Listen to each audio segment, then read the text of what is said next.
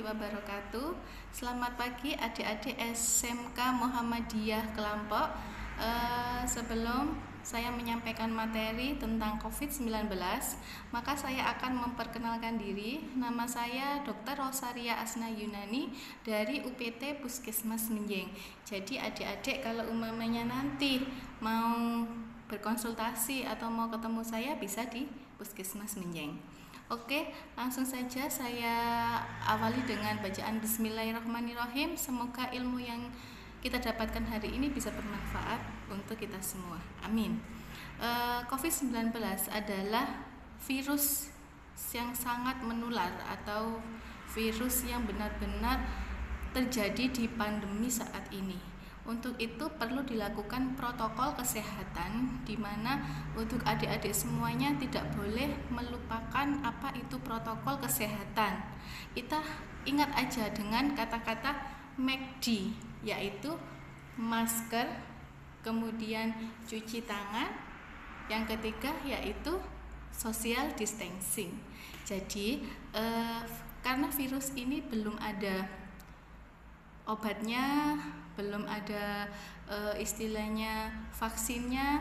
Untuk itu yang kita lakukan adalah dengan melakukan 3 tadi, supaya kita tidak sampai terkena virus corona atau COVID-19.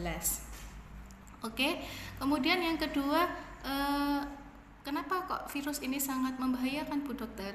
Karena virus ini adalah virus yang mematikan.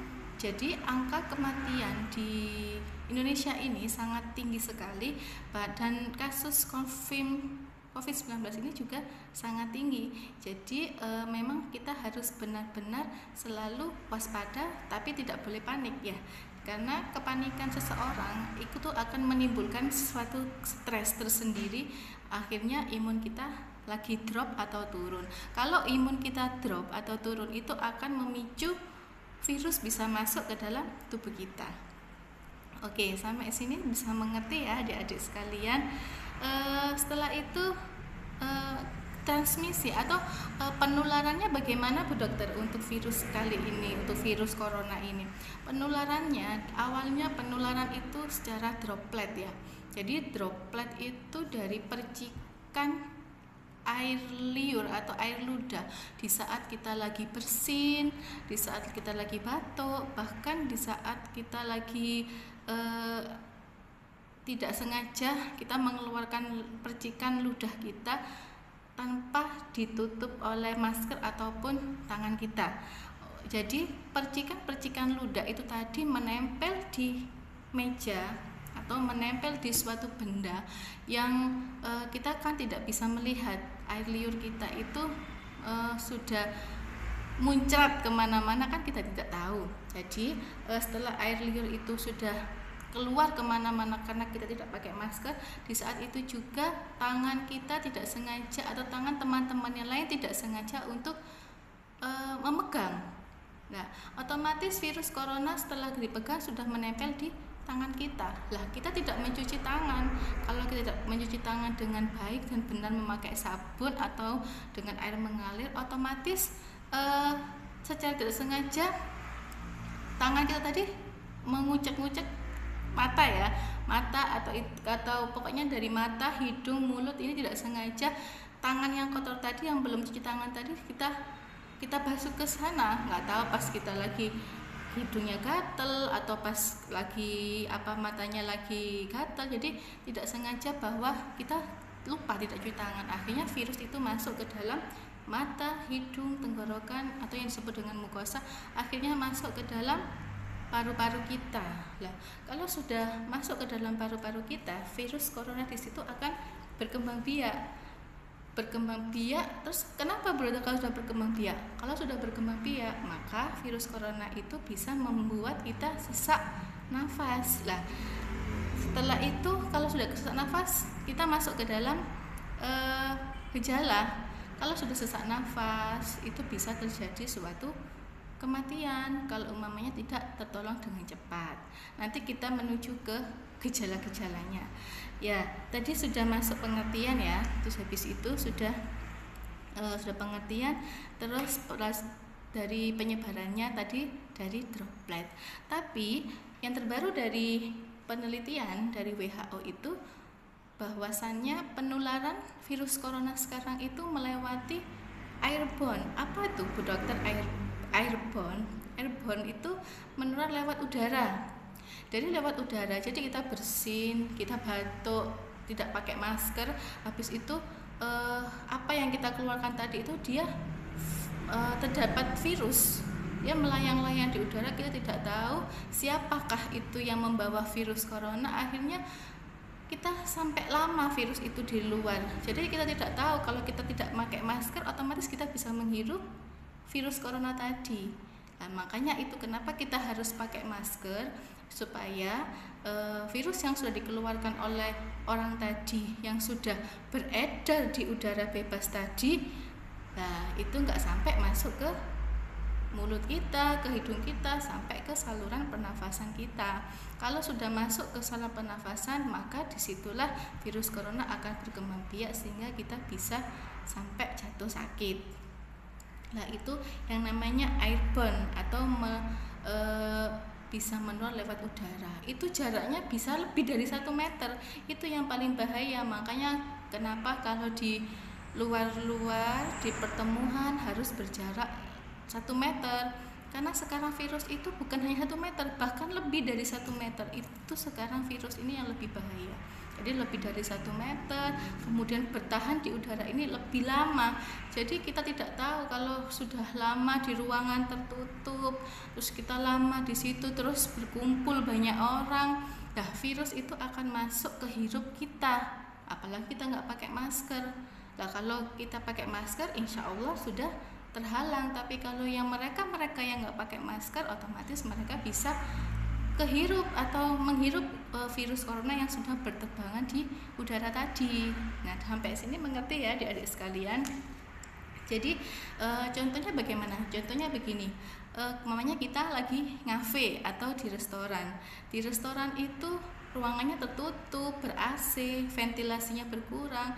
Nah ketika ada yang batuk, bersin atau hanya ngobrol, mengeluarkan percikan air ludah, air liur, sehingga virus corona tadi itu berterbangan. Lah kalau kita ada di situ bisa saja kita hirup kalau kita tidak pakai masker, apalagi tidak cuci tangan. Kan kita tidak tahu benda-benda yang ada di sekitar kita ini bersih apa tidak. Jadi karena air liur itu kadang tidak terlihat, jadi ketika batuk, bersin, muncrat, lah itu sudah masuk ke dalam benda-benda di sekitar kita. Lah kalau kita tidak sengaja megang, terus kita tidak cuci tangan, terus kita ucap-ucap dari mata, terus itu hidungnya gatel, atau kita makan lupa nggak cuci tangan, sudah wassalam, virus itu bisa masuk ke dalam tubuh kita, akhirnya berkembang. Oke, dari situ bisa dimengerti ya. Jadi hati-hati dengan ruangan-ruangan yang tertutup, diusahakan tidak bergerombol, tidak boleh diusahakan meminimalkan untuk pergi ke restoran, kafe, ataupun di mal-mal yang pokoknya sebanyak orang, terus kemudian ventilasinya berkurang.